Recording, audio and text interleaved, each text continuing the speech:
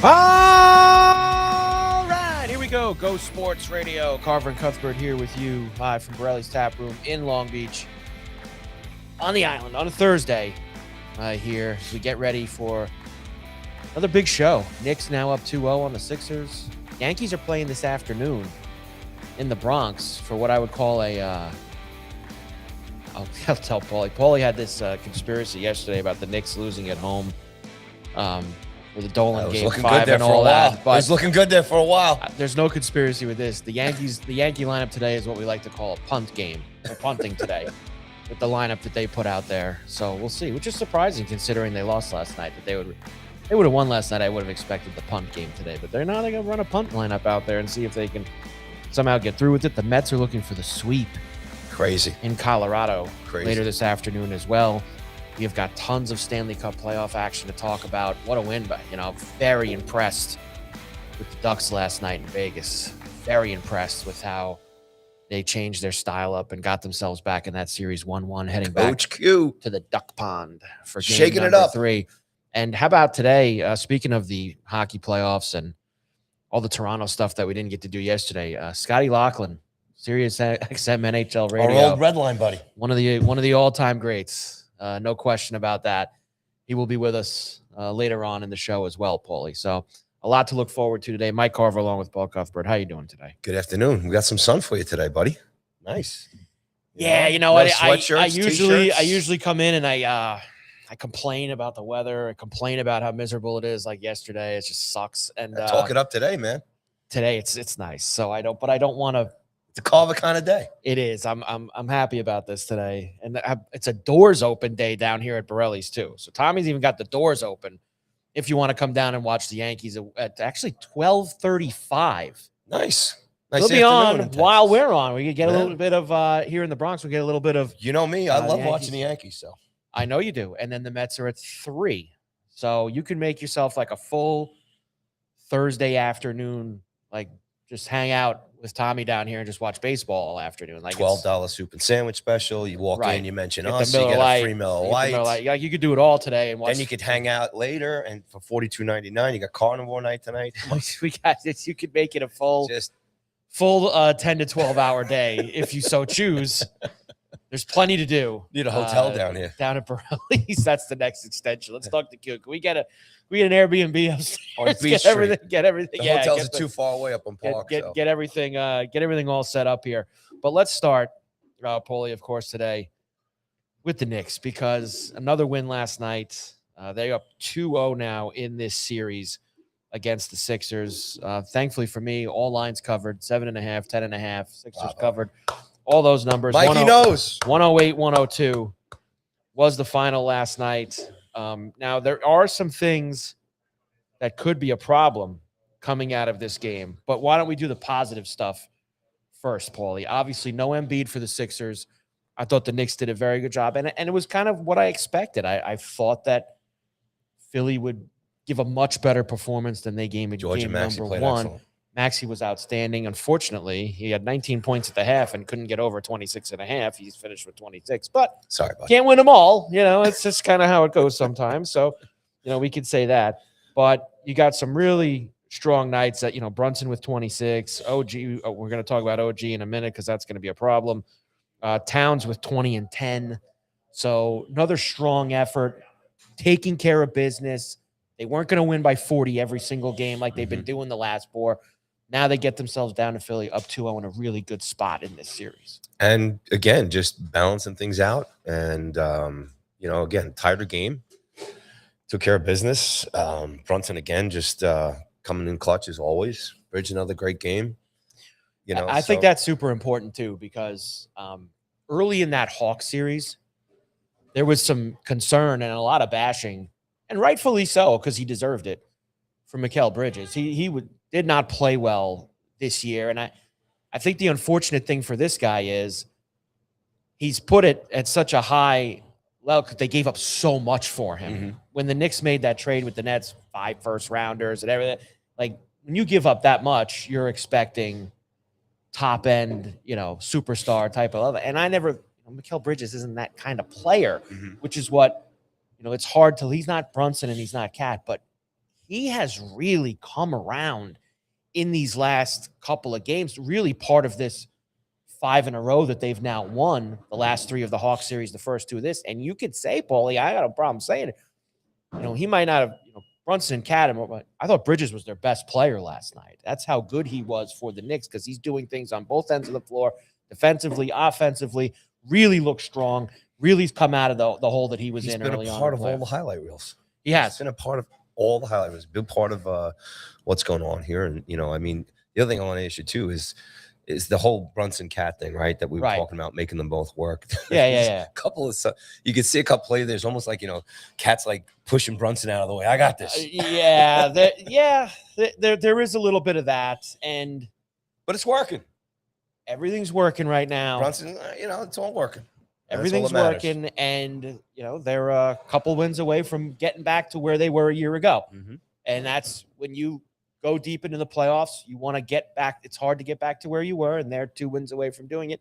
And at this point, I feel really strongly that obviously, and we're not splitting the atom here, that they're going to do it. I don't see them losing 4 out of 5 to this team. Now, Celtics were up 3-1, and the Sixers came back on them. So you never want to say impossible, but a very crucial game 3 now, that first game in Philly, because you really have a chance to put the foot down and finish this thing off. We don't know with him. Embiid didn't play last night. We discussed yesterday. How much of a different game do you think it is last night with it being a little closer if Embiid's in the game? Or was that just or Embiid being out of the lineup, allowing George more space? Well, actually more space to kind of play the way that they got to play last night. It's hard because I feel like the Sixers play a completely different game if he's not in the lineup. So you look at that game last night. Yeah, it's 108-102, and it could be around the same game if Embiid was in there. Just look a lot different. So much more can run through Embiid, and if Embiid's healthy, he can be the best player on the floor of both teams. So it's the Sixers play a little bit more wide open and outside, and without Embiid, they don't have that guy to run everything through down low in the middle. So there's more perimeter play with Maxey, and there's more driving for him, and there's more shots for George. There's more shots for Edgecombe. There's more shots for these other guys when Embiid's not in there. So it is like almost a completely different team with and without him. I'm not going to sit here and say, are they better with him? The guy's, if he plays, he's a great player. Mm-hmm. So it's hard to do that type of stuff, but it was the kind of game that I expected from them. And game 3 is going to be, this is an opportunity to put the foot down. Now, the bad news for the Knicks, Paulie, is, of course, OG Anunoby. Now, that's where you have to look, because this is now, I think, this feels like it's like the 3rd year in a row in the playoffs where OG comes up with an injury, and it scrambles the Knicks, because even though he's not the billboard blockbuster star that Cat or Brunson are, he does so much for them, and he is so important, and he's very unheralded. And again, they didn't give up like they gave up for Bridges for him and all. Here's what I would do, and of course they're not going to tell you anything. So everybody who was upset last night, Brown didn't say it. He's not going to say anything. He doesn't have to yet. He's not going to tell you, oh yeah, you know what? He's going to miss 3 weeks. He's not going to say that. In the playoffs, they are going to make you sit around and drag these things out and go to the last minute till they have to tell you what the injury is. LBI until further notice. But I will say this, up 2-0, I do not believe that they need him to win this series now. They should be able to get home 2 more wins in the next 5 games without OG Anunoby. I want him as healthy as possible for the next series. Yeah. Okay? Mm-hmm. Whether that's the Pistons or the Cavs, you want him at his best, because the Knicks are at their best when they have everybody. You take a little piece out of the wall, and obviously, I'll say it. I think it's just as big as if you don't have Brunson or you don't have That's how important OG Anunoby is to the Knicks. And it's important as to how the team has been playing, obviously, in these last 5 games, as a productive unit from your starters to your bench, and it's all been working cohesively. Yeah, he is a major piece to this team, and I would do whatever is possible to make sure that he is as healthy as possible for the next round. And if that means you don't play him again in this Philly series, I'm perfectly fine with that. I think that that's something that you need to go ahead and do. That's just, I would rest him, whatever, if it's minor, not minor, let him sit and let him get ready because there's bigger fish to fry down the road. And this group you have without him should be able to win 2 more games against the Sixers. Embiid or no Embiid or anything like that. They should be able to get it done. I agree. And especially now that the Dolan game is officially over and under the bridge and done. Well, the Dolan game, now you'll tell me that if they're going to lose a game in Philly to make sure they get I the told Dolan you. game. I said it's a game 2 thing. I said if they win game 2, they'll sweep them. I don't think they'll sweep them still. I'm going to hang on to the sweep. I don't think they've just got too much. I think you saw the Sixers get a little bit closer last night. Yeah, but Knicks are a little tired, Even though I say I think they can win this series without OG. I don't think that they could sweep them without him. Okay? How about that? I'll say it that way for you. Okay. They'll still win this series without him, and they should rest him. But they're going to lose a game in Philly. So you got him in 5. I got him in 4. Now that the Dolan game is behind us. I will say Knicks in 5. Okay. I originally thought 6, but I thought the Sixers would get a game in New York, and they didn't. So now I'm going to say Knicks in 5. I think that the Sixers will win one of these 2 games at home, and the Knicks will get your Dolan game 5 home game, and they'll finish them off in 5. OG going down, this is all part of it, right, in the series. And a playoff run to get to the finals, too. You're just hoping you get there healthy, and anything can happen in the next game. Yeah. You can lose a key guy of your unit and your lineup there, too. So, but I think the Knicks have enough to balance this out. And with OG or without him, I think, like I said, I think they'll get through this series one way or the other. And I agree with you. Definitely take your time coming back. Take your time. Whatever you need to do. Because you're going to have, you're talking over, you're talking a week and a half. You could possibly rest. Yeah, I think Brunson and the boys got whatever it is. Because I still, no matter what happens in this series, I believe that the other series is going to go 6 or 7 games, Detroit and Cleveland. So you're going to have all that rest time for everybody, including him, if you can take care of business rather quickly in this series, which now, it's an important thing. You want to have as much health as possible when you get down to these last couple groups. So excellent job by the Knicks last night, taking care of business, up 2-0, and they will play game number 3 tomorrow night, Paulie. Friday night, 7:00 in Philly. I'm assuming we're going to have a good scene down here at Borrelli's Knicks watch party on a Friday night. I would have to, no question about that.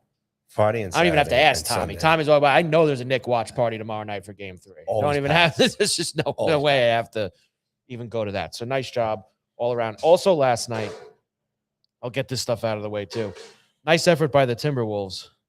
They lost by 40 to the Spurs. So the Spurs, and that was a typical, we call it, Doug calls it on the gambler. It's a zigzag game. So the favorite that loses game 1 usually comes back with a smash effort in game number 2 when they're a big favorite, which the Spurs were last night. And man, Minnesota gave you nothing in that game, and the Spurs end up crushing them. So 1-1 in that. What's your take on this? These are supposed to be obviously the best teams in the league at this point into these rounds, and you can go to you can look back to even the Knick game the other night against the Sixers, and then obviously the big blowout they had against the Hawks, and then you look at 40. These teams losing by that much at this point. In the season. This is the playoffs. This is the NBA. Okay. That should be the commercial. This is the NBA. Well, they tell you it's fantastic, but that used to be the slogan. Remember back in the day, NBA, it's fantastic. Fantastic. Go and look at the last couple years of scores in the playoffs. For every great finish that you have, there are 10 15 to 20 plus point blowouts. Star. And what these teams tend to do now is, you take last night, for example. I mean, that game was over from the jump. All right. Spurs, I mean, they beat their ass, like cover to cover all over the place. So what happens then in that spot? Well, you get into the second half, start the second half, you're down 30. And I actually was a little surprised. I thought Minnesota left Anthony Edwards out there a lot longer than he needed to be, considering the score of the game, and he's coming off an injury that he came back extremely fast from. But normally, Paul, you see the bench is empty, and it just becomes a glorified scrimmage for the last second half. And that's what leads to scores like that. The Nick Hawk game, as you referenced, got to that, and it's just teams let go of the rope and they say, all right, the white flag and it's over. We're out of here. We'll say, and for Minnesota's case, it was very easy to do that last night because they had already won game 1 in San Antonio. So you always you win one game on the road, go home. So they had that. And then they just said, you know what? We'll see you. We'll see you on Friday at home. That's pretty much. But you get a lot of games like that in the playoffs. You get them, and that's the NBA. It's not like NHL for the most part. Every night, you got these in the Stanley Cup playoffs. You got these close games that are coming down to the end, and it's very rare you get a 6-1 game in the Stanley Cup playoffs, which would be the equivalent in my eyes of like the Spurs Minnesota game that you saw last night. 133-95 or whatever it was. You don't get many of those in the Stanley Cup playoffs, and the close NBA games are few and far between. For it now, they had one in game 1. It was last second game, but they paid you back with a 40-point blowout last night. It's fantastic. It's time to click the channel and you got to go to the Ducks and the Knights instead. You got to go over to the hockey, or if you got the baseball package, you could roll into one of. You had the Mets beating up on the Rockies all night last night. You could have went to that, or you jump on the Cubs bandwagon right now. And the Cubs are just they are absolutely rolling. What are they drinking? So they have Chicago? now, and I know we'll jump around here and we get to the baseball in a moment. But the Cubs at home this year are 17-5, 14 in a row. They've won 8 in a row overall, 14 in a row at home. Yeah. And the last few days in walk-off, three walk-offs in a row. And they play this afternoon again. The poor Reds have had to be at the hands of this the last 3 days. And now Imanaga against Rhett Lauer this afternoon at Wrigley, as they'll look for 15 in a row at home, 4 straight walk-offs, 9 in a row overall. Cubbies 25-12, playing great ball now. It's bucket list, man. I got to get to Wrigley Field for a game, man. I've had this discussion with you. I should have been there. It's just great to see that park jamming, man. It's awesome. And I'm with you on that. I have not been to Wrigley. Supposed to go in 2020. I've told that story a billion times. And got to get up to Fenway, too. Man. So that is something that definitely has to be done for us. So finishing off the basketball, and then I'll get into the Yankees and all the baseball. Tonight, 2 game 2s, Cleveland and Detroit in the first game tonight. Detroit wins game 1. I'm on the Cavs tonight. All right. I think that this will be a back and forth, punch, counter punch type of series. I don't particularly trust Harden or the Cavs, but I don't particularly trust Detroit either after what I saw in the Orlando series in the first round. If you had to choose one, Harden or... So I am going to go with what I believe is kind of like what I did in the Stars Wild series in the first round of the NHL. Whoever wins one game, I'm playing the other team in the other game. Gotcha. So we're going Detroit 1, so I'm playing Cleveland. If they go 1-1, whoever wins game 3, I'll pick the other team in game 4. I think it's going to be a series that goes back and forth. 1-1, 2-2, and then we'll see what it does from there. But that's why I'm going to the Cavs tonight. I haven't really tapped into that. And if you're a Knicks fan, you want it to go as I'm going to tap into as long as possible. That series, just let them beat each other up and keep on playing. Because Miles on the sneakers. Because the Knicks could be over a lot sooner than that series. Earn the rubber is going to be over, and then you get the Lakers and the Thunder tonight. They're really going to play the rest of the games in that series. Well, they have to. The spread's 15.5 tonight in an NBA playoff second round game. 15.5. Now, JJ Redick said after the game 1 loss, he felt good because in the expected score, so this is like this analytical charts and graphs mumbo jumbo. Expected score is like the quality of the shots that you take, that if you would have made them, you would have won the game or something like that. So he said that their expected score, they would have won an expected score. The problem is they lost by. What is that BS? This is what kind of language is that? This is the world we live in now. What gibberish is this? I am going to bank on that tonight. The expected score with the quality of the shots that they take will be better. And he made another good point yesterday at practice, which was the thing the Lakers really need to do well to just even have a pulse in the series. And they're not going to win the series. We know that. I'm looking at it, can they stay within 15.5 points? That's what I'm like. That's really my only focus in this game tonight. And JJ Redick telling us yesterday how poor they were when SGA was off the floor, which is the important thing. He's the guy. When he's not out there, you have to be able to make up all of that ground. Mm-hmm. And they have not been able to do that. +9 the Thunder were with SGA off the floor in game 1. The Lakers, and JJ Redick said, we have to make that a minimum even. Like, we cannot lose points when he's not out there. I think there's an emphasis on that tonight. When SGA's not going to be out there, you'll see a better effort from the Lakers. And he says the charts and graphs tell him that they had good shots. They just didn't make them on Monday on the first game. Maybe they make a few of them tonight. So I think they stay within the 15.5. Don't think they'll win, but 15.5 is a lot of wood in an NBA playoff game. And they covered it the other night. It was 15.5 in the first game. I'm going to try it tonight. I think that they'll be able to. What do you think of Oklahoma's side of this? Obviously dominating game 1, dominating throughout the playoffs here pretty much. How do they approach this as far as thinking ahead, matching up where the Lakers are? I mean, as far as pushing the throttle on this. They have no reason to extend themselves. They're going to win this series and no problem. Chris says in the chat, Lakers are dead. Yes, the Lakers are dead. But Chris, can I get a cover with 15.5? Can I get that tonight? Can I stay within the number, Chris? That's all that I'm asking for. I know the Lakers aren't winning this game tonight. I just want to know, can they lose by 12?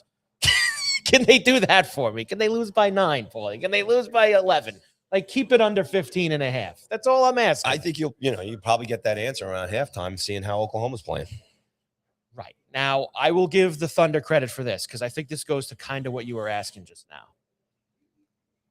I think winning last year and the way that they played the regular season, they kind of now know when to go and when not to go. Like, it feels like that they kind of have that. I don't want to call it cruise control, but they kind of have that pulse of what they need to do. And it doesn't feel like they're gonna throttle down at all. Like, it feels like it's almost like a goal for them. Like, they want to go 16-0. It's like, it feels like they don't want to well, I mean, if you look at that, if they kind of come out tonight and just bury the Lakers, like really just bury them, saying, hey, stop bothering us. This is it. You're losing tonight and you're losing the next 2 and we're all going home early. They're going to sweep. You guys are going on vacation and we're getting some rest at the hotel. Yeah, they're going to sweep them. The question is, will every game look like game 1, or will the Lakers actually be in like late any of these games? That's, I guess, the question. That's the betting world, right? And that's why we have 15.5 point spread in the game, because that keeps the interest there, because that's right around where they were the other night, and Oklahoma City covered. There's no question on who's winning the game.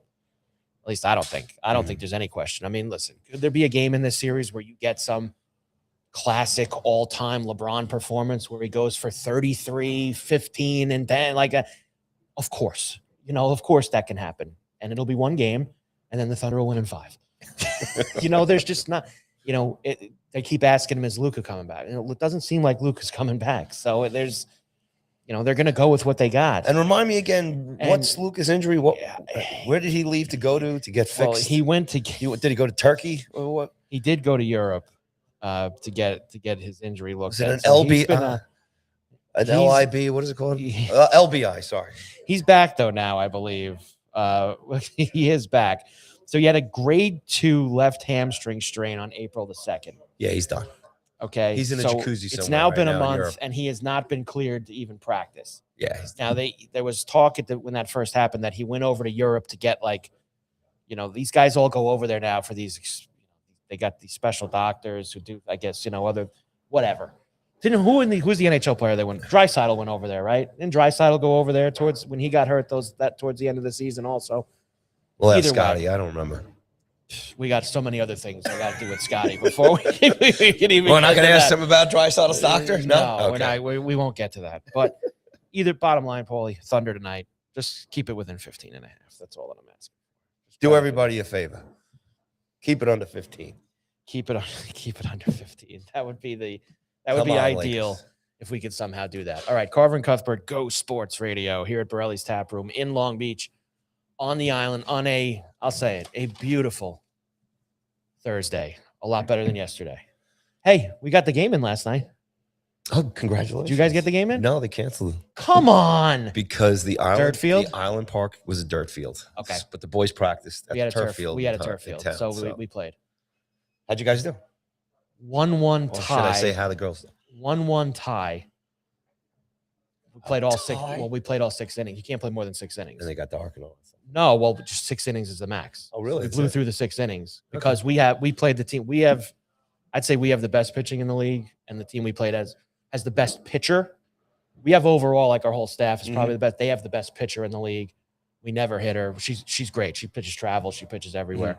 So first game we played them 0-0 tie, 6 innings. Nobody scored. Last night we had a 1-0 lead. They scored in the 5th on a play. My girls, they just in the field, ball got by them, girl came, so we gave up kind of a cheapy run. And then we had 2 on in the bottom of the 6th. We got them out. They didn't score top 6. We come back down. Bottom of my lineup. Hit, gets on base. Next girl grounded to third, stepped on third for the 4th. So now first and second, 1 out. My girl hits a bullet back up the middle. Pitcher catches it. And my girls on first and second were running. They didn't go back. Yeah. So they doubled her off of first. We tied 1-1. So it was a hell of a game. But we played turf field, so we got out there. Got it in. That's all right, good. Now, show the girls had fun. That's now that we've told the Little League softball stories, why don't we now talk about what's going to be happening at Borrelli's? All right, once again, every Wednesday and Thursday, broadcasting live from Borrelli's Taproom right here in Long Beach, New York, 912 West Beach Street. It's Thursday, so that means it is carnivore night. And for $42.99, come on down here. You get a choice of pork, veal, or steak. And it comes with a dessert, super salad. And then you get bottomless beers and endless wines, which is just ridiculous. I mean, come on. $42.99. Come down here and just enjoy. Chomp away and drink away and have a blast down here. And then get an Uber home, okay? Always be safe. Live music kicks back here Friday night into the weekend, all weekend long. And it starts tomorrow with Lauren Craig at 7 p.m. And then DJ Frankie Sims has the Friday night dance party. Now, we also have the Knicks watch party here on Friday as well, too. So the entertainment will be in between, halves, quarters, all that stuff. But come on down for Friday night, live music with Lauren Craig and DJ Frankie Sims and the Friday night dance party. On Saturday, Sophia Luciano is going to be here at 7 p.m. and then followed by DJ TM Select for the Saturday night dance party. And then on Sunday, fun day. I mean, there's just too much going on, so probably be a line out the door here. You got Mom's Day Brunch, which is serving endless mimosas and wines for all the moms. A fantastic brunch menu here. Go to Borrelli'sTaproom.com and check out the Mother's Day brunch menu. It's awesome. And then you got live entertainment with Tim Quinn is going to be here. And then the Sunday Fun Day dance party with DJ TM Select in the evening later on. The Knicks watch party. Just going to be amazing here on Sunday. So bring down Mom early and then stay for the Knicks and all the good stuff the rest of the day. And with all the Knicks games, you get 2-for-1 pizzas, dollar wings, and tons of bucket specials down here at Borrelli's. Awesome stuff. And always free admission for all the live music this weekend. Let's talk comedy. We got Anthony Rodia. He's going to be here on Monday, May 18th. And just announced is Billy Gardell is going to be here on June 1st. Followed by James Freed on June 29th. Joe List is going to be here on July 14th. And Chris DiStefano is going to be here on Wednesday, August 5th. And make sure you go to Borrelli'sTaproom.com or Eventbrite.com and search Borrelli's Comedy to get tickets to all these comedy shows, because the comedy shows sell out here, just like everything else does, including Ravioli Night on May 13th. Come on down for some sauce. Look at Tommy. Tommy with an 80-yard punt return for a touchdown here. I mean, it's Beer Thursday here, Borrelli's. How does it happen? He's the best. Thank you, Tommy. Love you, buddy. Oh, hold on. Only because the Phillies have won, 9 of 10 now? 9 we of got to talk about Coach Mattingly coming up. Phillies are hot. Yeah, baby.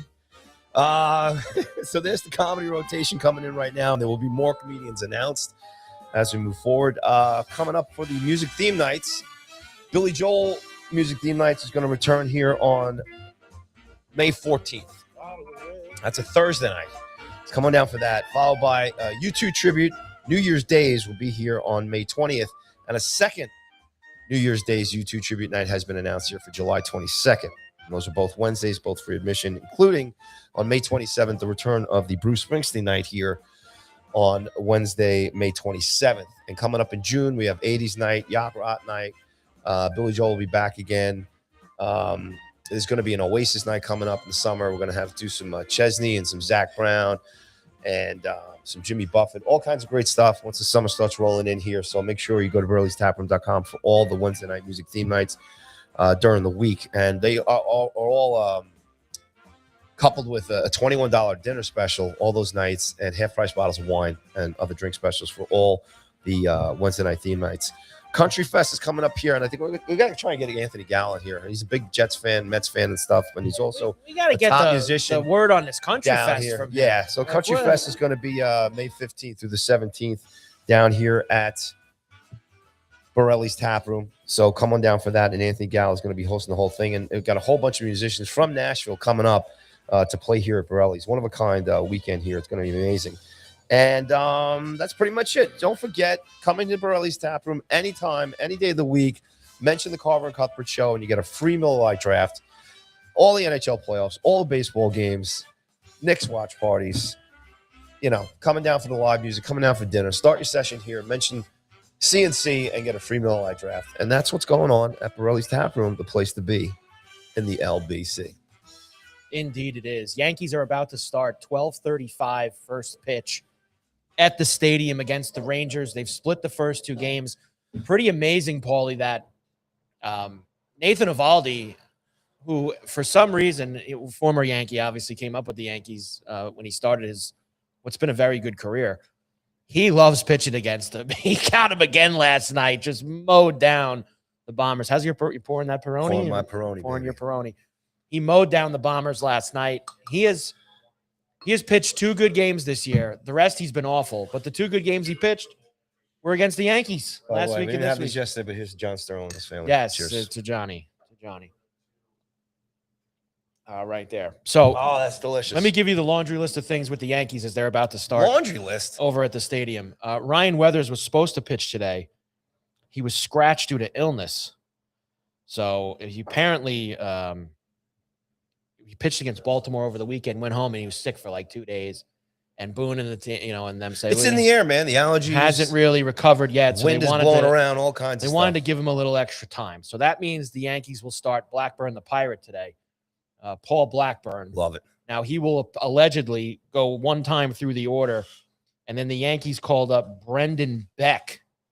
All right. Who will pitch after Blackburn. Nice. As the bulk man. Welcome to the big leagues. Today. You couple that pitching situation with this lineup that they're throwing out there at you today.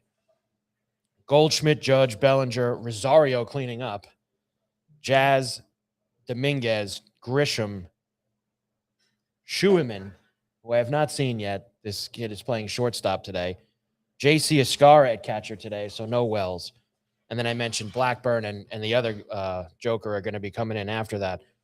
The reason why you keep getting Paul Goldschmidt is, of course, Ben Rice got hurt on Sunday against the Orioles, and in typical Yankee fashion, they have not put him on the IL, even though it seems like he's not getting any better. And they are going to wait a few more days, then tell you that the injury was worse than they actually thought, and they will play a whole week a man short because they are stubborn and stupid. So they will do that for the next few days. And listen, when how brilliant does it look that they brought goalie back for another year? Huh? How good is that? Huh? Sure. I mean, when you're 25-12, you can deal with some of this stuff. And Rice is just having such an incredible year. Who's going on the mound for Texas today? Mackenzie Gore pitching today. Right. Good pitcher. I think that's a winning lineup today. Look, I just, this is one of these like getaway day, like kind of looking forward to. You never want to say punt the game, but it just has like a very, with the Escara and Schuemann and these guys, it has like a very like spring training-esque type of feel to it. Yeah. And it's the kind of lineup that I would have rolled out if you won the first 2 games of this series and you were, but they lost last night, so you don't want to. You hate losing series, and I don't want to do that today. You got Blackburn and this kid coming up behind him, so pitching's going to be a little thin. Again, I think that we're kind of grasping at straws to just kind of say some negative type things about a team that's 15-3 in their last 18 games. So I'm not going to, again, we've had these ups and downs. Other than that week where they played the Angels and they were playing awful after getting swept by the Rays, there really hasn't been much to complain about. But I am a little nervous, Paulie, about the Rice thing because I want that settled because I love Rice and I want him back in there. And I don't think it's a serious. If he's hurt, it was a hand contusion. Put him on the IL. He'll be fine. Okay, just put him on the IL if he's hurt. And Caballero got hit by a pitch last night, so he's not in there today. There's just you don't want things to linger and get out of control. Is all that I'm saying. That's all. Yeah, at the same time, if you're gonna go with a little injury punch here, I guess is I said where they are with their record, where they are in the season, who they got coming up. I mean, the Brewers are coming up after this. Yes, 3 games in Milwaukee this weekend, and if you go and look, Paulie, for whatever reason, and I don't know why this is, because now that they play each team once a year, they've changed the interleague stuff to where, for whatever reason, the Yankees beat the hell out of the Brewers whenever they play them every year. Yep. Both in the Bronx and in Milwaukee. They end up double-digit runs. Last year, the first 3 games of the season, they destroyed them in those games. So opening day last year, they seem to always have the bats going when they play against the Brewers. So they have them this weekend, and then they're going to play the Orioles again in Baltimore Monday, Tuesday, Wednesday. 3-game series in Camden. They just swept 4 from them at home. And then next weekend, which we'll talk about obviously more next week, Wednesday and Thursday when we're here, our first Subway series of the season, Mets-Yankees at Citi next week, which, the Mets have now going for a sweep today. Crazy. Against the Rockies. Nuts. Do the Mets start to maybe get on it? Imagine if they continue a little hot roll and can climb back to closer to 500 before that series. Now they play Colorado today for going for the sweep, Arizona this weekend for 3, and they're home for the Tigers Tuesday, Wednesday, Thursday, who are kind of reeling themselves and have had a tough start, and they've lost Skubal, so you're not going to see Skubal next week. They have a chance here to start putting some more wins in the win. They're 14-22, so they're 6, 7, 8 games under. They've got 7 games between now and the Yankees next Friday.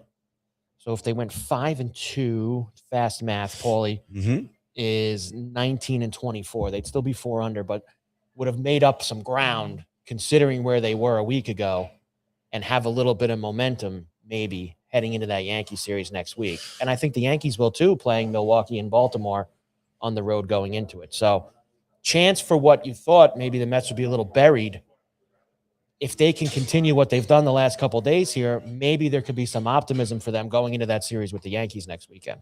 There is a ton of optimism, obviously, if they can. A ton is strong. Because, again, when you look at where the rest of, the division is and the rest of the NL is, I'm sorry, and at this point of the stage, if you can get closer to 500, maybe 500, before the end of the month. They're only, and this is only, it's May 7th. Last week we did this. They were 9.5 out of the wild card, right? 5.5 now. Now they're 5.5. Yeah. It's like, this is what I mean. Like nothing is set in stone. All it takes is a good couple weeks with the way their playoff format is now. Nobody's buried anymore. Nobody, unless you're the, And what do all the Mets fans? How about Houston's got the worst record in the AL right now? I don't mind that at all. I don't mind it either. I just think it's fascinating that they have the worst record. And stay down there. Stay in the basement. Correa's finished. He's done for the year. They've got very, very interesting. They can't play second base. Jose Altuve. Guy, don't take my jersey off after my walk-off because I have my buzzer underneath my jersey. Let me run in the clubhouse and take the buzzer off, and then I'll come out without the jersey on. I can't believe they let them have that championship. That was so criminal. It's crooked. Ridiculous. But we can't cry over spilled milk. It is what it is. If the Mets do eventually turn this around, I bet Corey Seager a homer today for the Rangers. So if he would like to, Central's a mess. I mean, AL West is a mess. Well, this goes Central and the West. Only 2 teams over Yankees 500. and, Tampa Bay are the only 2 have to make the NBA Finals. And even though it's May, I'll say it. You look at this start. You look at this league. You look at who right now is your main competition. It's a team that plays you tough and always seems to always beat you, but still, you're the Yankees. They're Tampa. The Yankees need to win the American League this year, Paulie. 100%. They need to win the American League. With this, Man, I said 100%. I mean, look at this nonsense. I promised myself I wouldn't say 100%. Look at this nonsense in the Central and the West. And Toronto and Baltimore buried right now, 9 games back of you. Love it. Have to win the American League this year. And I'm saying that I would never make a statement like that on May the 7th. Have to stay ahead. Have to win. Go out and win series. Well, they built a lead like this last year, and they gave it all back in June and July. And that you can't give it away this year. Yeah. This year, you have to foot down the whole way. You don't want to run the season back all the way back like last year. No, and that's what. And you ended up not winning the division. You ended up having to play a wild card series. Ended up having to go to Toronto for game 1. Ended up having on and on and on and on and on. But this has been the talk too. We saw last week, with the Yankees, the decisions that they're making. It looks like they are running things a different way, even though they've rolled it back. Right. They're making, it seems, smarter decisions earlier here in the season than opposed to what they did last year. I think they fully recognize the mistakes that they made last year, looking at the division, looking at the path that they have and the potential to run the gambit at the end of the year.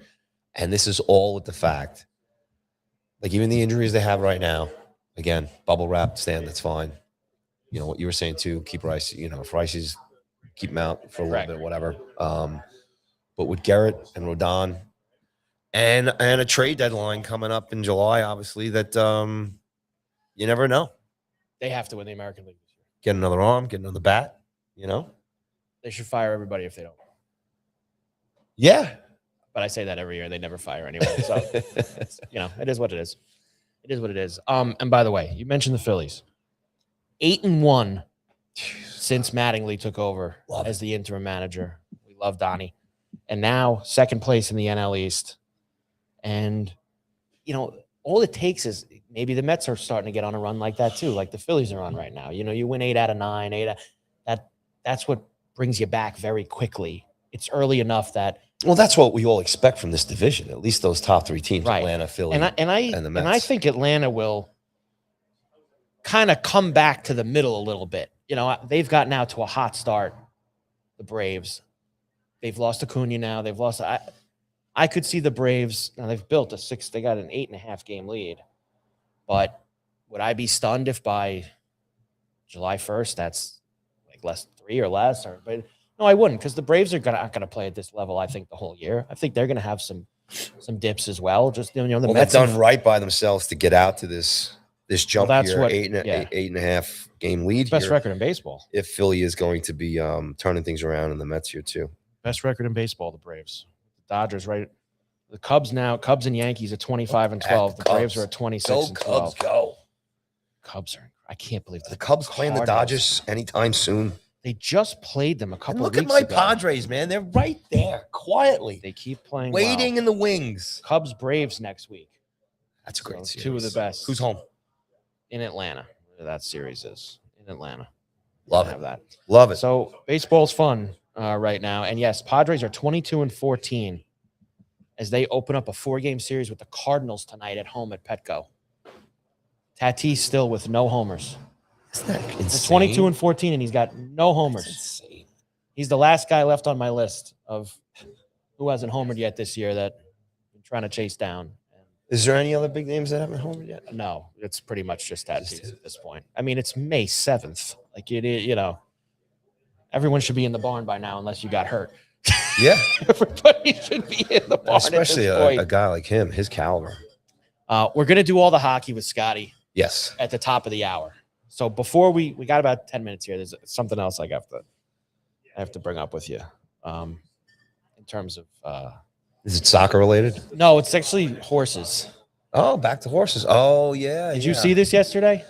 Yeah, he's Golden Tempo's he's not going to run in the Preakness. Take a vacation. This is the problem. Why do I not get as invested or care as much about these Triple Crown, these 3 races and the Derby and all? And everyone loves it. It's a great day last Saturday. Everyone gets excited. They put their hats on. They bet on the Derby. They don't watch racing all year. Everybody, I got a horse guy. I got this. I got that. And then horse wins. And it's an exciting thing. And it's a bit of a long shot. And everybody's pumped. It's like, oh, man, maybe this horse win. The first question you ask when a horse wins the Derby is, can this horse win the Triple Crown? That's always the first question you ask. But it's not anymore, because now the first question you have to ask is, will the horse actually run in the Preakness? Because nowadays it's too, and it is, it's too short a turnaround. It wasn't a short a turnaround for all these horses back in the 70s, 80s, and 90s. It wasn't a short turnaround for them. But now today, Paul, there's so much money and there's so much training, and they made a lot of money winning that race too. Well, that's why they don't have to run the horse ever again. They're going to you stud the horse and you do it, you do all that. And so the talk is they're taking tempo off. It sounds like they'll run the Belmont, which is the last year it's at Saratoga. They've been at Saratoga the last 2 years because of the construction. Yeah. They're expecting to be back at Belmont next year when they reopen the place up. But listen, there are people who love horse racing and they're never leaving it, and they are passionate about it and they love it. But someone like me and many others who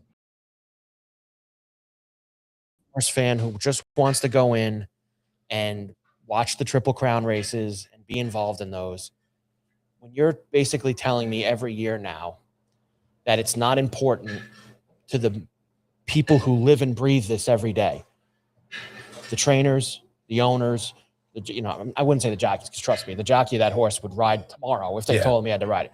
Well, he would have to. If you're telling me, the owners and the trainers, that it's not important enough to you, why the hell should I watch? There's basically, and I heard say yesterday, Paulie, not one horse that was in the Derby is going to run in the Preakness. There was 20 horses in the race, and none of them coming back. None of them are going to run.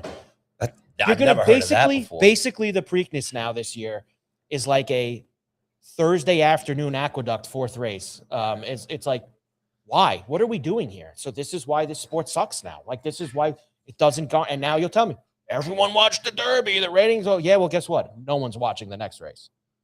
No one's going to watch the next race. Would people have watched if this horse was running? Of course they would have. And I guess I have to ask the business side of this. Why would whatever they're called, the Horse Racing Association, maybe I'll throw that out there. Why would they allow this? I guess there's no rules. There's no commitments that they have to make. If I was in charge, which I'm not, I would talk to these. And look, they're going to say, we own this horse. It's our decision. We can do whatever we want with him. Someone in this sport has to talk to these people like, what are we doing here? Yeah, I mean, honestly, Eddie, hard to get excited about the Triple Crown when none of the horses get involved. Of course not. How can you? How can you get into this? Like, I think now let's just call it one event. Don't call it the Triple Crown anymore. Just say it's the Kentucky Derby. We'll all get excited for the first Saturday in May. We'll watch that race, and then we'll never care about it until a year later. That's it, because these other two races are nonsense now. They're nonsense. I'll tell you this, that race will still have more viewers than the NHL. The Preakness? No, it will not. Yes, it will. No, it won't. I bet you No, will. it won't. No, I bet you it will. Come on. I'm writing it down. You can't say that. So remember to bring this up. Preakness will have more viewers than all the NHL playoff games combined. Why would anyone watch with basically a field that's going to be like the fourth race on a Thursday at Aqueduct? Why would anybody watch that race? It's still pomp and stance, right? Are they still going to go out with the hats? Is that what you're saying? They're going to go out with wear their hats and it might be the B team of the the B list. The B listers are going to this one. You wonder why people like me and people who only really tune in once a year for this stuff, why we're not interested anymore. It's because of this. Like, it's nonsense. They've killed the sport. It's now, like I said, it's 1 day a year. That's all that sport is now. 1 day a year. For the fair weather fan, it's 1 day a year. The other 2 days are useless now because none of the horses run. Well, why get invested? Why care? It used to be such a great thing. When that American Pharoah won that first Triple Crown in forever, whatever the year that was, 16, 7, forget what year American Pharoah won the Triple Crown. There was so much buzz and excitement around Belmont. It was just incredible. Well, on the Belmont thing, is the fact that the Belmont has been under construction and the third race is now in Saratoga, do you think that maybe has plays into this as far as they were doing it before that too? Really? Yeah. It doesn't matter. Yeah, it doesn't matter. It wouldn't matter where the race was. Saratoga and Belmont did they rotate or something like that? No, it was always at Belmont before the construction 3 years ago. So that's what I'm asking. Right. Maybe when the Belmont comes back, maybe we see. No, but they were doing this even before the construction. As far as the horse is not racing in the next race.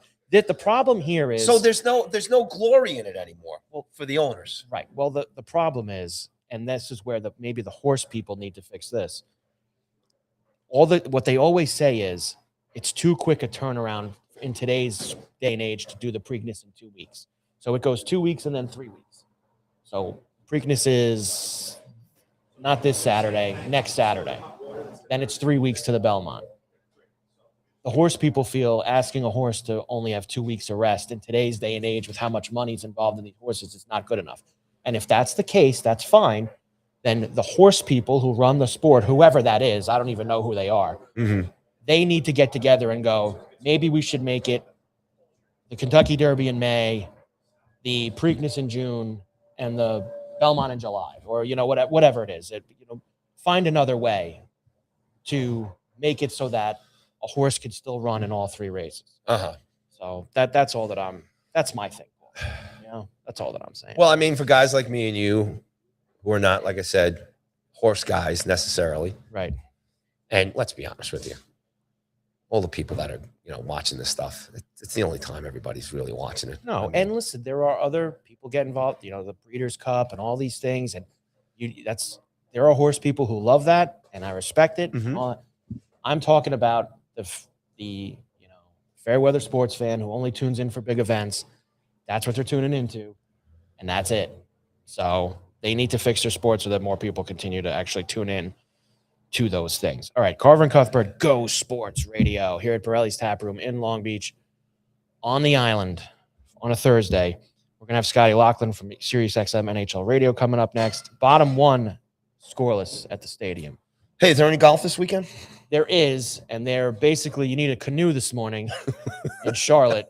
My guy Keith Stewart from Read the Line put out a video. He was walking into the media entrance at the Truist, which is at Quail Hollow in Charlotte, and it was like a flood of water going through it. So it poured all night and all morning. So they were supposed to start around 7:30 in pairs. They moved it to triples at 11 a.m., and then they didn't go out till then. They pushed it back another 90 minutes. So I think they were just teeing off now at 12:30 to start the day because they were just pounded with water. And he said they needed it because it really hadn't rained much there over the last few weeks. But there was a shot. I think I retweeted. There's just a river of water flowing through the media entrance at the Truist this morning. So there is golf. This is a whole nother thing for me. They've done these signature events. We've talked about it. And it's like the same event as last week. There's 70 guys. I love Quail Hollow, but like last week was pretty boring. Cam Young ran away and hid. Next week's the PGA Championship. They're kind of ruining themselves they're kind of putting these big signature events too close to each other and too close to a major. Like having the same field 2 weeks in a row at kind of the same course, just, I don't know. I'm going to watch because I'm a big golf guy, but it goes back to how do you bring other people in? Yeah. And I didn't see them put any tweets out about their viewership last weekend because there wasn't much of it, I would bet. Any update on Liv? No update on it. I don't think so. The guys, they're in Virginia this week, and I believe Scott O'Neill, who's the CEO, executive, whatever, was like, we're full steam ahead. He's going to keep lying to the public as much as he possibly can. Ram talked to the media and said, I don't know what you want me to do. My contract is for years, has years left on it here. So I don't know what I'm supposed to do. And I think I saw an interview with Bryson this morning where he was like, I don't know if the membership of the PGA would want me back. So it's starting to, it sounds like they want to try to keep it going beyond this year, but they're not going to have the Saudi money to do it. So they're going to have to Saudi PIF money. We'll see. So the PGA, what's coming up? You got the PGA PGA Championship next week. Where is that being held? Aronimink, just outside of Philadelphia. Okay. So, wow. There's a nice golf course outside of Philadelphia. Yes, there is. It's a very nice golf course. All right. And then the U.S. Open, Paulie. Tommy, have you played there? No, my younger brother has though. Nice course. Great course. All right. Incredible course. Very expensive. And Shinnecock for the U.S. Open, obviously out east on Long Island next month. So you have that. Can you get a ticket to that one? You can if you have money. If you have money, you can get a ticket. Do we know anybody in Shinnecock? 3 pockets. So it's possible. Let's take a quick break, and we'll get Scott Laughlin, Sirius XM NHL Radio on with us. Carver and Cuthbert, Go Sports Radio. Borrelli's Taproom in Long Beach on the island. We'll take a break. We'll come right back. All right.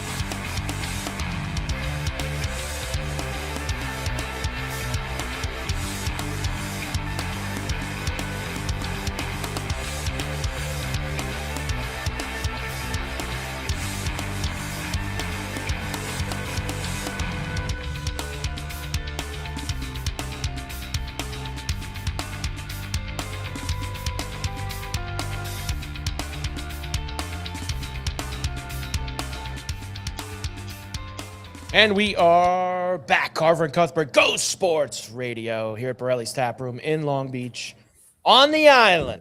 Beautiful Thursday. We've got the Stanley Cup playoffs going on right now. And it is great to talk to our old friend Scott Laughlin from Sirius XM, NHL Radio, of course. Mornings, you catch him. One of the all-time greats. Scotty, how are you? I'm doing well, boys. Can you hear me okay? Yeah. 100%. Great to see you, Scotty. How's everything? Things are going well. Just trying to keep up with the Stanley Cup playoffs each and every night. It is, it's been a lot of fun so far, and I'm going to get to all of that. But I have to start with the Toronto stuff, Scotty. I just have to, because we've talked a little about the game, and me and Paulie didn't get to it yesterday, and I said, all right, Scott, tomorrow, we're going to get the Toronto stuff in. So let's start here. The introductory press conference for Chika and with Sundin and Pelly.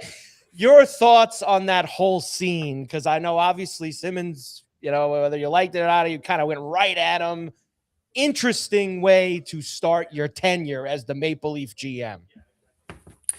Yeah, you want to talk about a wild and woolly 30 hours for the Toronto Maple Leafs, guys. I mean, how do you go from a disaster of a news conference like that, as awkward and bizarre as it was, and then 30 hours later, you win the lottery and you get the right to select first overall. So what a tale of 2 days it was for the Leafs and the incoming general manager, John Chayka, and Matt Sundin coming back to the organization as well after all these years away. Look, he's still revered in this market. I think I've got the fear for Sundin that for a guy who's a legacy player for the Toronto Maple Leafs, that this thing somehow goes sideways and his legacy gets affected in some way, shape, or form. He was asked about it at the news conference, says that that's not a worry for him. He's willing to take that risk. As for John Chayka, look, I mean, he and Keith Pelly, who's heading up the operations for MLSE, they must have known the questions were going to come. It just seemed to me, guys, that at that introductory news conference, they were ill-prepared as to what was going to come their way. I mean, I would have thought the PR staff would have gotten them into a room for about an hour or so. They would have gone over the prospective questions that would inevitably come their way. It just seems like when those questions, or in the case of Steve Simmons, a statement came his way, he wasn't quite sure how to react to it all. So they started off rocky, but as we say, the sun comes up the next day. You get the draft lottery. You've got an 8.5% chance to win the lottery for the right to select number one in Buffalo coming up on June the 26th. And sure enough, it happened. It certainly did happen. And you're right, the sun does come up, and the Leafs win the lottery. First time since Austin Matthews, of course. Weird, too, Scott. Wasn't that year it was in Buffalo also? Yep. So they're back. The draft's in Buffalo this year, so that is pretty strange. I look at it this way, and I know a lot of hockey people say that there's really three guys. I know that most are like, oh, it's McKenna, it's McKenna, it's McKenna. But there are a couple of other guys who could be in the mix here. But no matter who it is, Scott, whether it's McKenna or somebody else, the amount of pressure that will be put on that kid right out of the gate because of how things have gone the last few years in Toronto, I mean, it's so immense. And you look at the last 2 years, Matthew Schaefer and Celebrini were put in situations where there isn't as much media pressure and scrutiny and all those things, and those guys performed so well. What kind of pressure on whether it's McKenna or anybody else they're going to have here now? Well, a lot of it really depends on Austin Matthews, right? Because if Matthews is going to stick around, there won't be as much pressure on this kid coming in. He can take his time. He can ride shotgun with Matthews on the top line. And look, we're talking about McKenna or Stenberg ostensibly coming to Toronto, right? So you might have somebody able to play alongside Matthews, in which case AM34 is going to be expected to deliver the freight.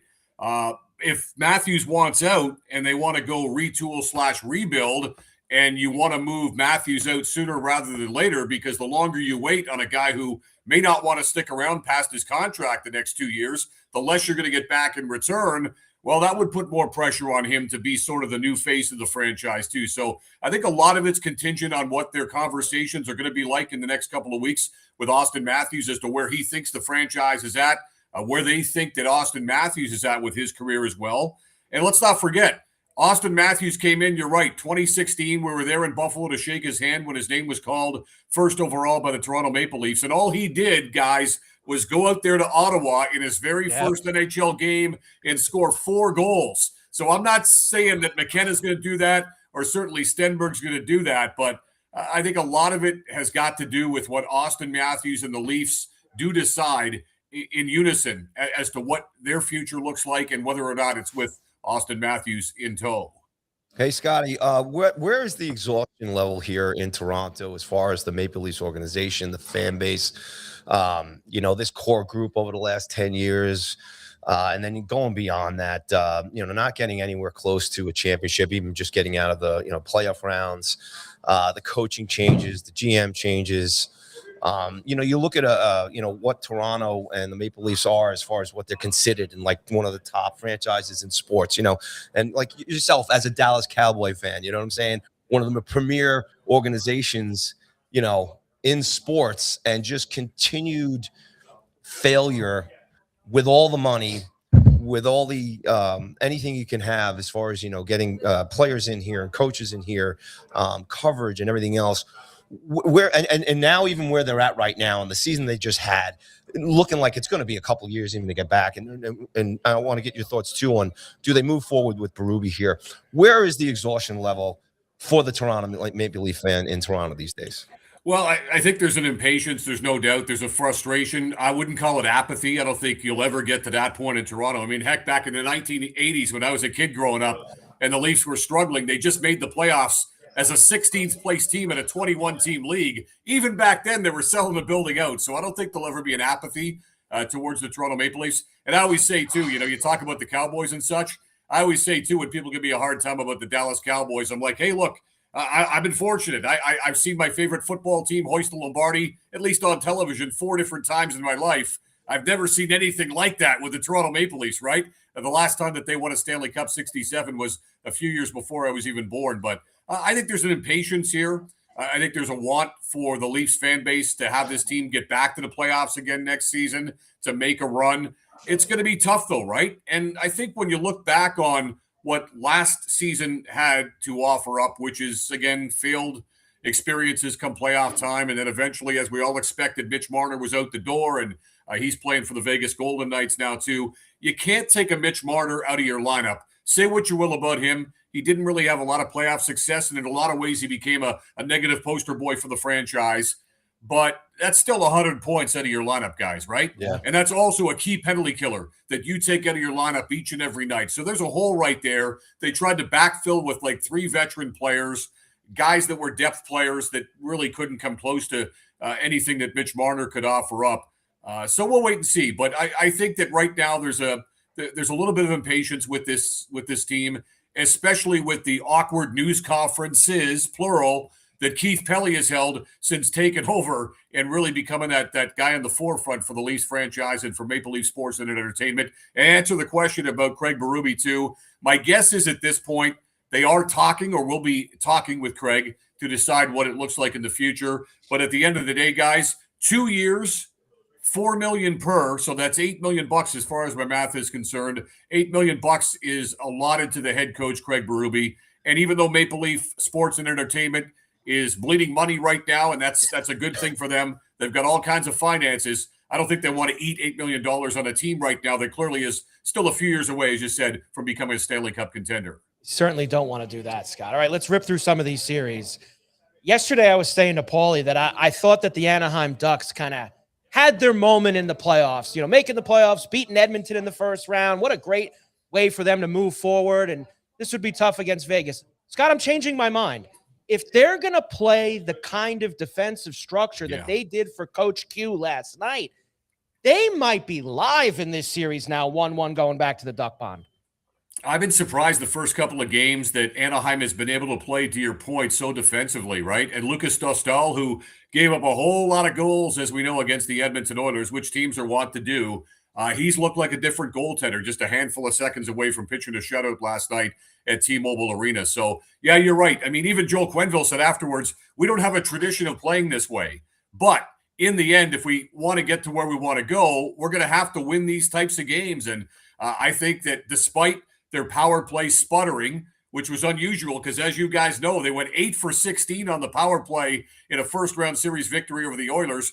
0 for 9 so far in this series against Vegas. The power play lets them down, but they still have enough because of the great commitment to team defense and some timely scoring to beat the Vegas Golden Knights. This series in the first couple of games, guys, has surprised me from the standpoint that it's been very, very low event. And I would have thought with each team being capable of scoring more, it would have been much more high scoring. Maybe that changes once they get back to the Honda Center. But if Anaheim wants to have that success, I would advise them, and you would advise them, it sounds like, to play better defense. Yes, I would. Buffalo, Montreal, of course, got going last night. Buffalo with the Game 1 win. I love this Sabre team. This is a classic throwback to like our youth, Scotty, having the Sabres and the Canadians. Old Adams division matchup here in the second round. Sabres have been the story of the NHL this year, out of nowhere to do this. I think Montreal probably had to change their style a little bit after the kind of series they played with Tampa. I do believe, despite what we saw last night, we're going to get a long series out of these two, Scott. Yeah, I got to go in 7. I got Buffalo winning on home ice in the 7th game. Two very similar teams, obviously, right, guys? They split the 4 games during the season series. They were pretty much equal in terms of statistics, in terms of what they can do. I kind of expected last night, you know, from the standpoint that we saw Philadelphia come off an emotional series victory over Pittsburgh in Game 1. What did they do? They went down to Raleigh. They were the second best team on the ice from puck drop onwards. And I think we saw the same thing from Montreal last night in Buffalo. Sabres had a couple of extra days off like Carolina did versus Philadelphia, and Buffalo was able to use that extra rest to their advantage. So, yeah, I would expect a long, drawn-out series. I got to go in 7. These two teams, like I said, youthful, energetic teams that have got all kinds of skating ability and skill, and goalies right now that are on top of their respective games. So it's going to be a hard-fought series. And the greatest thing about this series, too, guys, might be what happens outside of the rink. Because at KeyBank Center, that Sabres fan base make it like Bill's Mafia right now. And once they get to Montreal, of course, at the Bell Center, inside and out, it's a complete party in the streets, too. So there's no doubt that this series in particular, outside of the arena, is going to feature the best of the best. It certainly is. The other two series are already 2-0 as we make our changes to Philadelphia and Minnesota. I don't give the Flyers really any chance to win 4 out of 5 games against the Hurricanes, Scott, but do I give Minnesota a chance to win 4 out of 5 games against the Colorado Avalanche? Which one do you give a better chance to? Yeah, I would say Minnesota just because of the pedigree, just because of the team, the season that they had. We had Kevin Kurz on our show earlier today, guys, from The Athletic. He covers the Flyers, and he was kind of intimating that Philly might be out of gas right now. Like, they may have taken this as far as they can. They've run up against the machine, right, in the Carolina Hurricanes. Yeah. It's been said that nobody plays a system that the coach lays out for them like the Carolina Hurricanes do for Rod Brind'Amour. That's been the case for 8 straight years running, too. Then you factor in Noah Cates. I mean, Noah Cates is a big loss for the Flyers up front. Don't know really how they're going to backfill for him, whether it's more Grunstrom or whether Jet Luchenko, who's been called up from the Ontario Hockey League, maybe to fill in, plays a part in this series before it's all said and done. So You look at the roster, look at the center ice depth that Carolina brings, and look at what Philadelphia will take to the ice tonight for game number 3 as well, too. So that one, I fear, is not going to go as far as I thought. I thought that Carolina would win in 6, but right now looks like it'll wrap up a lot sooner. And Minnesota, just because of their pedigree and what they've done, I think have a tendency to maybe get back to home ice in that great building that they've got that'll be rocking coming up as the scene shifts back to the state of hockey to push this thing a little bit. Biggest thing for Minnesota right now, though, guys, is settle on a goaltender, right? I mean, they went with Wallstedt, who's been a great story in game 1. They went to Gustafsson in game 2. I didn't disagree with that, by the way. Very difficult to run a kid back out there after he yields 8 goals in a game, and they got the 9th goal into an empty net, of course, going back to game 1 and say get after him again. So I agreed with the night offer for him to put Gustafsson in. I would think that in game 3 coming up on Saturday night, they go back to Jesper Wallstedt, and you see if the kid can get back on track. But I like Minnesota to push this thing a little bit further to make it more interesting. I had Colorado winning in 6, and I think that's still the way it's going to end up. Yeah, Scotty, and my last question for you too is on the goaltending this year in the playoffs. You have a lot of the old guard not involved here. Obviously, you know, if it's Vasilevsky out, Swayman out, no Shesterkin, no Bobrovsky. These are all young netminders. All take just the fact that, like I said, most of the teams are using two goalie tandems here and there. What's your take on that as far as the status of goaltending in the NHL, the youth movement that's coming up, and how they're being, placed in these games and just amongst the teams? But, just comparing where the series are right now, the playoffs this year, not having those big name goaltenders that have been, we're so used to, growing up in the 80s and 90s, you'd have those stellar goaltenders taking teams all the way. And you don't really have that anymore this year. Well, look, I heard something earlier today that just amazed me, and I thought about it for a second, and I go, no, I guess that's right. So there's only one goalie remaining in the playoffs, guys. One goalie who has ever garnered at least one vote in balloting for the Vezina Trophy. It's crazy. Only one guy, and that's Freddie Anderson. Yeah. Freddie Anderson got one vote for a Vezina, or at least one vote, a number of years ago, okay? But all the other guys right now, journeyman, with all due respect, like Alex Lyon, who's on a run again. We've seen it before from him for a couple of weeks' time. Or you've got young kids like Dobish that have stepped up, certainly. So I said, yeah, that's kind of weird, but it is amazing that Freddie Anderson right now is waving the banner for these veteran goaltenders. And, even him at playoff time, believe me, coming through Toronto like he did, he was maligned at playoff time for sure. Yeah. But right now, he just refuses to lose. So there's no doubt it's a different time. Like you said, we grew up on Marty Brodeur from start to finish. We grew up on Patrick Waugh and Dominic Hasek from start to finish. Even if they lose a game, they're back into the next one. Lose another one, you're back in there again too. And we saw things kind of change. I'm trying to think when it did. I would say back in 06, coming off the work stoppage. In 06, when Carolina, remember, started Marty Gerber in their series at Montreal. He lost the first 2 games. They went to a young kid named Cam Ward. Cam Ward came on, went on a run. A lot of people forget that they went back to Marty Gerber again for a couple of games in Buffalo in the Eastern Conference Final Series before Cam Ward finished it up and they beat the Edmonton Oilers. So to me, that's where it kind of changed about 20 years ago, where you thought, you know what, this might be a possibility given the restraints that have to be put on goaltenders these days in terms of endurance and how much to play and how much is too much and how much is not enough. Maybe we can go with a tandem to win a Stanley Cup. I think it started with Carolina back in 2006, and we've seen many, many teams over the years have a great deal of success in going back and forth between goalies. And we'll have to wait and see. Is it going to be the cream of the crop and Freddie Anderson, or is it going to be some sort of duo that gets the job done in the end? I've always said that, Scott. Like, we used to think that you have to have a big guy, but over the last even 10, 15 years, I mean, the Matt Murray, and nothing against these guys, they're good goaltenders, but Matt Murray and Braden Holtby and Logan, you've had guys win cups who are not, Martin Brodeur and Patrick Waugh. Like, these guys win cups now, Scott. It's just the way that it is. Even Carolina, we're talking about Anderson and singing his praises. They've got 3 goalies in Carolina, right? Yeah. If it's not Freddie Anderson, they could go and win with Brandon Bussey, who won 31 games this season. They could throw in Kochetkov, who hasn't played for a while, but he's healthy again, too. They have 3 options down there in Raleigh. Scott, tremendous job, as always. Thank you for a few minutes. We'll be checking you out every morning on Sirius XM NHL Radio. Scott Laughlin here on Go Sports Radio. Cheers, Thank you, brother. Scott. Thank you. Anytime, guys. Thank you. Good to have Scotty back with us here today, Paulie, from Borrelli's Taproom in Long Beach. On the island, baby, as we get moving. All right, we only got a few minutes left, Paulie. So before we get out of here, you got to give us before we do some things out the door, one more time, what is happening at Borrelli's this weekend? What do we got? What isn't happening at Borrelli's? Yes. All right, it's Thursday. It's Carnival night right here at Borrelli's. So for $42.99, get down here, 912 West Beach Street here in Long Beach, New York. You get a choice of veal, steak, or pork, and a super salad with a dessert. Bottomless beers and endless wines for $42.99. All right, come on down. Always a great night down here. Carnival night. Bring the chompers down and have a blast. All right, live music returns this weekend at Borrelli's, starting with Lauren Craig tomorrow at 7 p.m., followed by DJ Frankie Sims for the Friday night dance party, and the Knicks watch game, obviously, as well, too. So in between the quarters and the half, we'll have live music and DJ and stuff like that. Just a blast here on Friday nights at Borrelli's. On Saturday, Sophia Luciana comes back, and she'll be on at 7 p.m., and then followed by DJ Tim Select for the Saturday night dance party here at Borrelli's. And then on Sunday, on Mother's Day, there's just way too much going on. Come on down. It's going to be a blast. You got Mother's Day brunch, great menu with bottomless mimosas and wines. Come on down. Treat Mom to a great day here at Borrelli's. Tim Quinn will be here providing live entertainment, as well as DJ Tim Select for the Sunday Fun Day dance party in and around the Knicks game, which will be on all the TV, sound on. They'll be playing as well, too.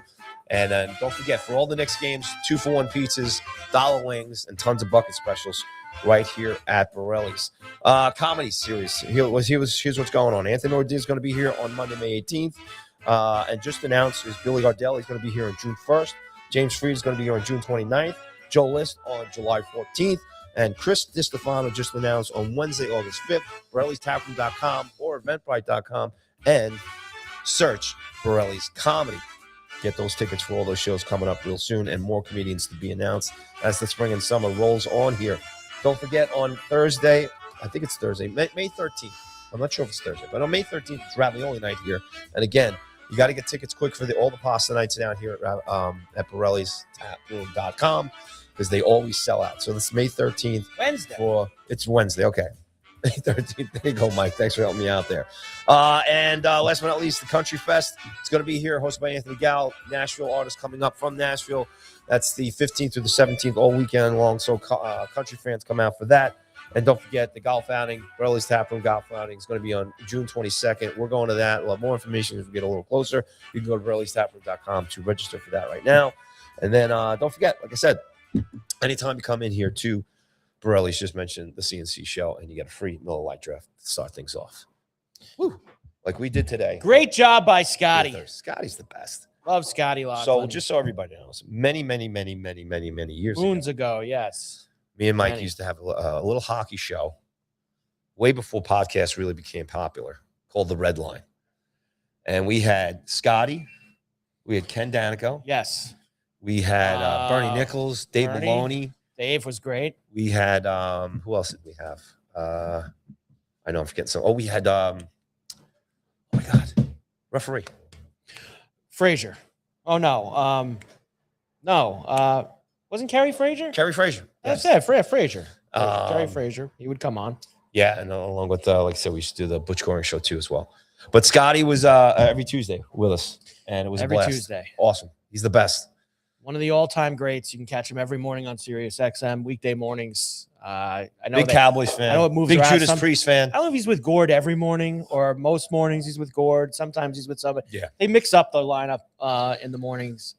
Everybody's here. They're great. Scotty's crew. pretty much there every morning. Yes. With, mostly Gord Stellick, but I know it does kind of bounce around a little bit. Famously had the power play for years. Power play, all-time classic NHL show. Power play with Scott Laughlin. And it's good to talk to him. And you know what? I have to get over it, and I've said it 1,000 times.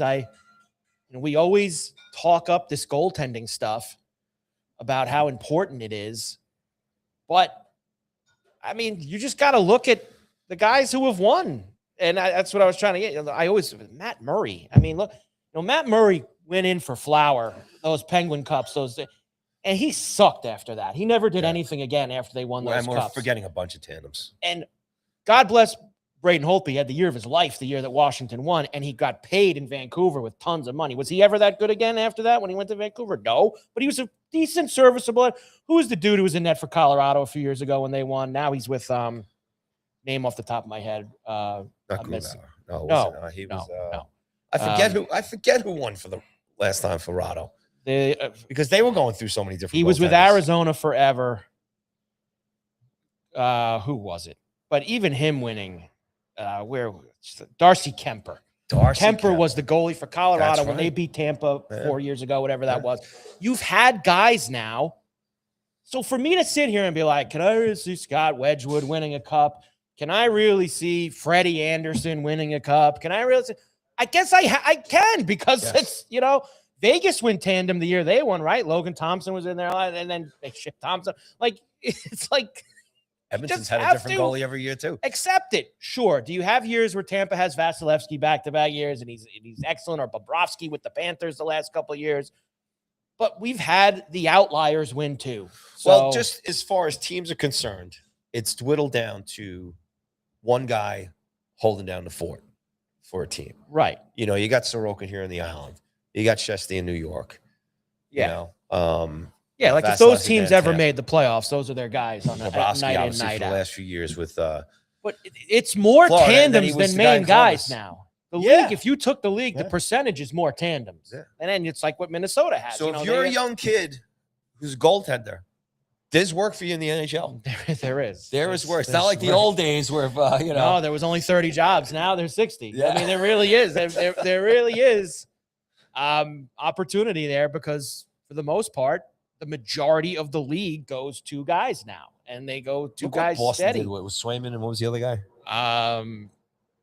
He used to do the big hug at the end of the game. He was in Ottawa now. Olmark? Yes, Olmark. Yeah, with Olmark. You are correct. So, yes, very good. They had all those guys, and that's how they operate now, which is okay. That's how you got to win. So, any other thoughts with the cup? Did you like what I said to him? I was impressed with Anaheim last night, and now. Even though I bashed him yesterday and I said Vegas is going to win the series, I have completely flipped on that. I can't remember what I said yesterday. I think. But I agree. If Anaheim's going to play like that. Vegas is in trouble. Because remember I was saying they've gotten a little lucky. They did. They've gotten lucky. That Utah series could have went another way for them. And they. Yes. Winning that double overtime you game. You can go on and on about the icing call the other night. You can go. Right.